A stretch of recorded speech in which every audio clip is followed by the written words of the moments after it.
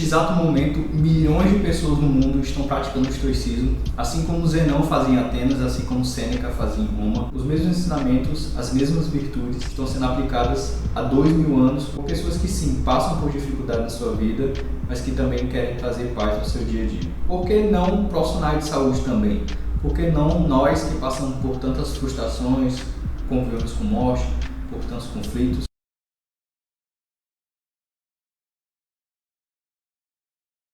Se existe uma síntese do que o estoicismo quer para nós, são duas coisas: equilíbrio em todas as nossas ações e aproveitar nossa vida e o tempo presente ao máximo. Meu nome é Breno Menezes, eu sou fisioterapeuta, mas ao contrário do que muitos profissionais da saúde falam na internet, esse canal é voltado para a filosofia, em especial a filosofia estoica. Conheci o estoicismo no difícil ano de 2021. Desde então, eu uso esses ensinamentos como guia para minhas atitudes frente aos desafios da vida e da minha profissão. No vídeo de hoje você vai ver as melhores práticas e ensinamentos do estoicismo que eu apliquei em 2023 que você pode aplicar em 2024.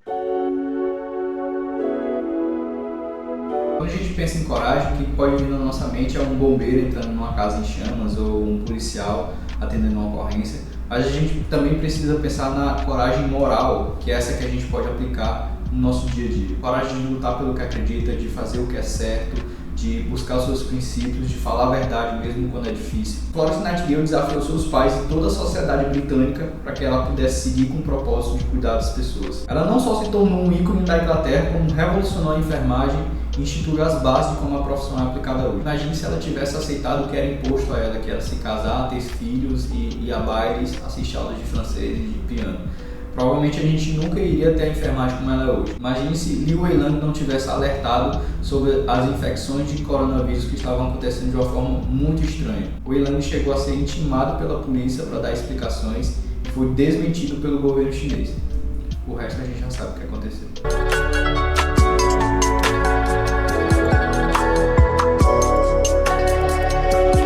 Epiteto resume a nossa vida em duas ações: resistir e persistir. Coisas que você continua fazendo, mesmo sendo difícil, mesmo não querendo, quando os resultados não vêm de imediato. Perseverar em um projeto difícil, isso tudo é autocontrole. Também é saber a medida certa de todas as coisas: o quanto você trabalha, o quanto você estuda, o quanto você se diverte, o quanto você passa com a sua família. Tudo tem a quantidade e o momento certo. É também estar no controle de todos os seus desejos. Para os estoicos, o segredo da felicidade é não desejar nada mais do que se tem. Você já tem tudo o que você precisa para ser feliz. Não precisa estar sempre angustiado em busca de novas coisas e serão substituídas por outras coisas. Calma, você já tem tudo o que você precisa. É importante desenvolver essa noção de suficiente e ser feliz com o que você já tem.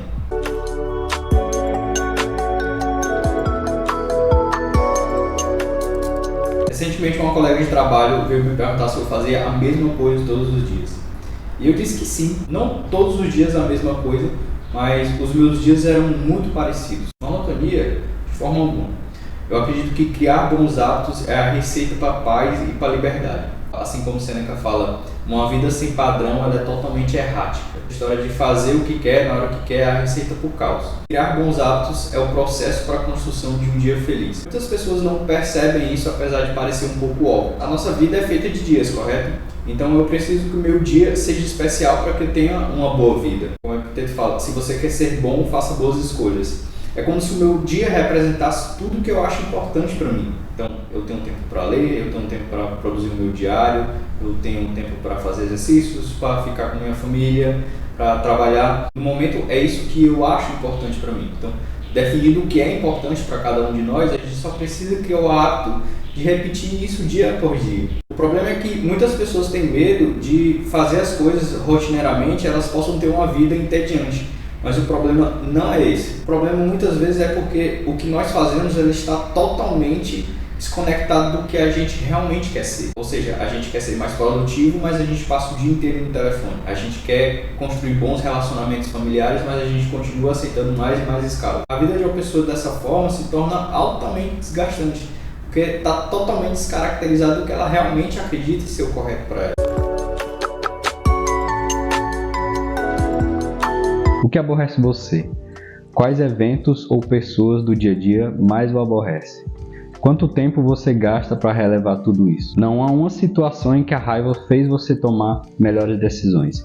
Foi apenas seu instinto animalesco sendo expressado ao mundo. Sêneca fala que a raiva sempre faz as coisas piores. No mundo real, as coisas podem não acontecer da forma como você planeja e as pessoas podem não se comportar da forma como você quer. Infelizmente, hoje pode ter sido o dia de encontrar um desses degenerados. É bom sair de casa com isso em mente para que você não se frustre ainda mais. Assim como Marco Aurélio recomendou a si mesmo em seu diário, amanheça dizendo: hoje encontrarei um intrometido, um ingrato, um arrogante, um desonesto, um invejoso, um insociável.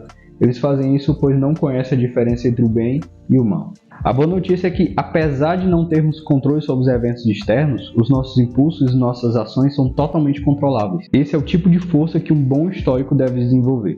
Você possui controle sobre a sua mente, não sobre eventos externos. Entenda isso e encontrará força, também falou Marco Aurélio. Particularmente, eu tive sorte de encontrar o estoicismo e desde então eu venho aplicando estratégias para não perder o controle com tanta facilidade. Mas aí você pode me perguntar: mas como é que um estoico que viveu há muito tempo atrás pode me ajudar? E eu te digo, as pessoas perdem as estribeiras pelos mesmos motivos há milênios. Barulho desnecessário, um chefe grosseiro, uma compra atrasada. É óbvio que eles podem nos ajudar. Anne Frank, escondido dos nazistas em um porão de uma fábrica, apertada com mais outras 7 pessoas, tinha o hábito de escrever um diário. Ela poderia descontar suas frustrações e angústias, própria de uma menina de 14 anos, e evitar que as coisas assim ficassem piores. É dessa menina de apenas 14 anos a célebre frase que eu acho impressionante, de muita sabedoria, que fala que o papel é mais paciente do que as pessoas. De fato, não importa se você está errado, se você está sendo mimado, ou se você está apenas cansado de todos os problemas. As folhas de um diário elas são sempre receptivas, elas são pacientes e elas nunca revidam. São um ótimo lugar para você despejar todas as suas angústias e as suas frustrações. Grandes personalidades mundiais tinham o hábito de escrever um diário. John Kennedy, Frank Roosevelt e o próprio Marco Aurélio, que a gente já falou anteriormente. Sêneca tinha um hábito de todas as noites escrever no seu diário e procurar, a partir de uma reflexão sobre o que ele estava escrevendo, se tornar uma pessoa melhor a partir daí. Produzir um diário foi o primeiro hábito que eu adquiri com o estoicismo e eu percebi que isso tem sido muito terapêutico, porque o diário é um local onde eu posso dar vazão aos meus sentimentos e também tentar trazer mais clareza ao meu dia a dia. Viver considerando apenas os anos que se passam, ao invés do sentido que adicionamos à nossa existência, é como estar em um barco desprovido de velas e de remo. Enquanto aqui estiver, que essa vida não seja descartável, inútil, fútil e banal, aconselha o filósofo Mário Sérgio Cortella.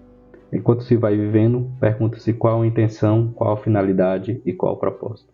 É a possibilidade de ter uma vida com mais significado e centrada em nossos propósitos, onde podemos nos concentrar em atividades que finalmente se alinham com nossos valores mais intensos, ao invés de apenas viver ansiando a bebedeira do final de semana. Toda a vida é suficientemente longa se for plena, se o sujeito não permitiu que o tempo limitado impactasse o tamanho das suas obras e de seus sonhos. Por isso, sofre igualmente aqueles que tomam suas atitudes para agradar outras pessoas, o chefe, o vizinho, os pais. No final da vida, às portas da morte, quando você precisar fazer o balanço das suas escolhas, quando você se chocar com um muro que interrompe a sua caminhada e precisar voltar-se para si, o balanço que você vai fazer não é de seus filhos, dos seus pais ou dos seus colegas de trabalho, mas tão somente de você mesmo. Isso nos faz compreender porque existem tantas pessoas por aí frustradas ou magoadas uma vez que suas vidas são completamente lastimáveis. Trabalham em condições de extrema insatisfação, experimentando muitas vezes até a própria dor física. Passam muito tempo presas no trânsito para depois ficarem presas em cubículos, para novamente estarem presas no trânsito ansiando voltar para casa e poder assistir TV. Apesar do funcionamento saudável geral do corpo, há muita gente que não está viva de fato. Essas pessoas já estão mortas. Não seja uma delas.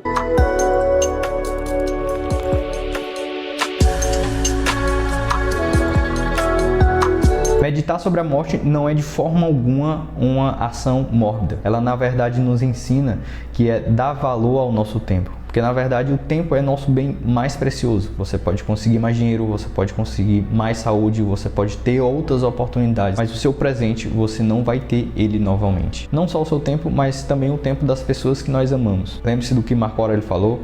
Você pode morrer agora mesmo, desde que isso determine o que você faz, o que você diz e o que você pensa.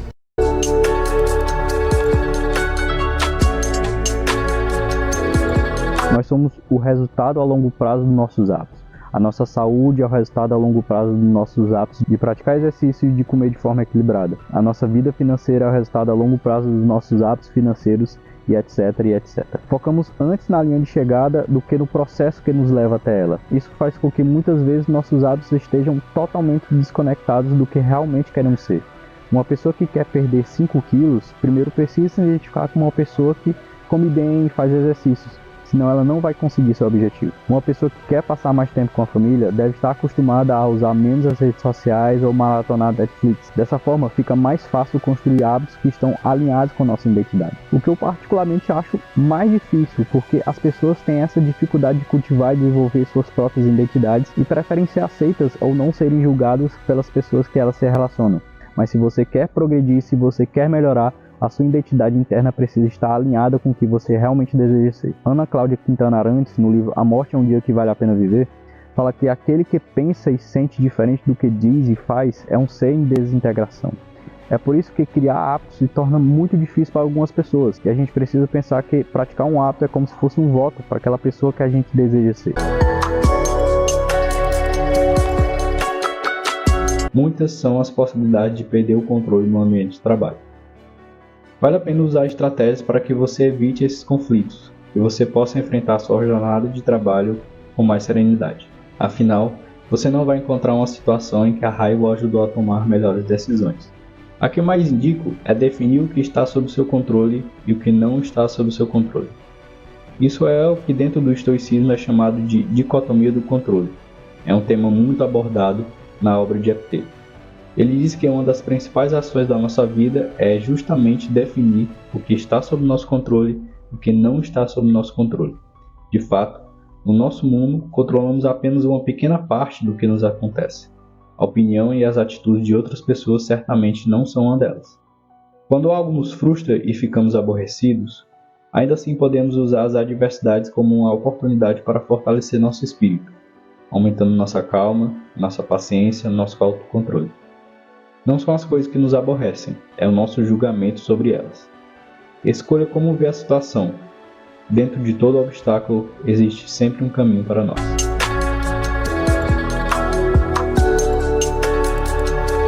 Não existe nenhuma filosofia que afirma que ser um ególatra é saudável para ninguém. Ter uma noção dessa sua super importância. Eu me achava bom demais para falhar, e quando as coisas aconteceram de uma forma que eu não esperava, eu sofri muito. Essa ideia romântica que a sociedade fala sobre faça as coisas bem feito, tenha fé que você colherá bons frutos, não existe para o estoicismo. O estoicismo diz exatamente o contrário. Pense nos piores cenários que podem acontecer. Sêneca fala que o soco que é inesperado sempre dói mais. Na época eu não estava preparado para perder, me achava bom demais. Isso é puro ego. Muito obrigado por assistir esse vídeo. Se você gosta desse tipo de conteúdo, não se esqueça de se inscrever no canal, compartilhar com seus amigos, que a gente se vê na próxima. Até mais.